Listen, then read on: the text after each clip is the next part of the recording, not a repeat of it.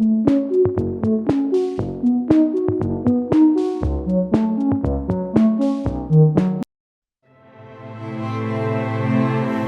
করের ঘটনার পেরিয়ে গেছে 1 মাস, 1 মাসের বেশি সময় হয়ে গেছে, কিন্তু দোষীরা এখনো শাস্তির আওতায় আসেনি।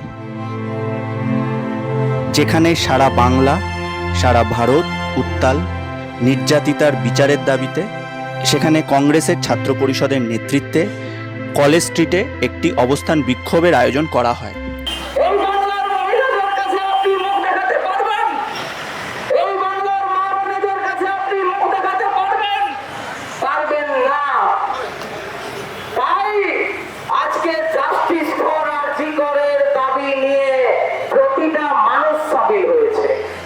এই অবস্থান বিক্ষোভে উপস্থিত ছিলেন কংগ্রেসের শীর্ষ নেতৃত্ব, ছাত্র পরিষদের নেতা নেত্রী এবং নবনিযুক্ত সভানেত্রী প্রিয়াঙ্কা চৌধুরী।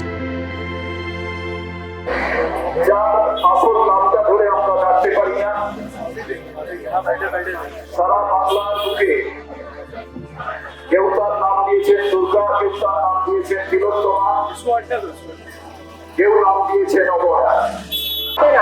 তার কারণ দুটো লোককে এখনো পর্যন্ত টার্গেটে ধরা হয়েছে। তার মধ্যে একজনকে বলা হচ্ছে যে সে খুনি, আরেকজনকে বলা হচ্ছে যে সে আর্থিক দুর্নীতিতে ধরা পড়েছে এবং তার পিছনে ইতিমধ্যেই ইডি লাগিয়ে দেওয়া হয়েছে। প্রতিদিন আমরা খাবার খেতে খেতে সামনে হতে দেখছি তার কোথায় কোথায় বাড়ি আছে, কত কত প্রপার্টি আছে, ঘুরে গেছে, কেসটা পুরোপুরি ঘুরে গেছে এবং মানুষের অবাক হয়ে খবর দেখতে দেখতে বুঝতে পারছে আচ্ছা কেসটার কি হলো, বুঝতে তো পারছি মানে পাথরটার কি হলো।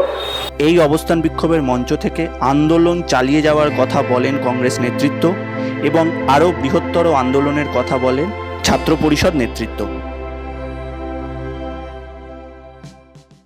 আমাদের বক্তব্য স্পষ্ট যে সারা পশ্চিমবঙ্গের সাথে সাথে ভারতবর্ষের সাথে সাথে আজকে ভারতবর্ষের বাইরে সাধারণ মানুষরা আজকে রাস্তায় নেমেছে।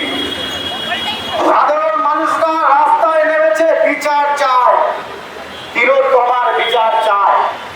আজকে পশ্চিমবঙ্গের যে ঘটনা, এই ঘটনা আমাদের পশ্চিমবঙ্গবাসী হিসাবে, ভারতবর্ষের মানুষ হিসাবে মাথা নত করতে বাধ্য করেছে।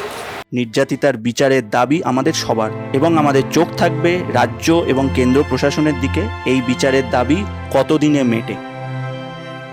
আপনারা দেখতে থাকুন মাইকন। খবরটি ভালো লাগলে ভিডিওটিকে লাইক করে শেয়ার করে চ্যানেলটিকে সাবস্ক্রাইব করতে পারেন। সবাই ভালো থাকবেন।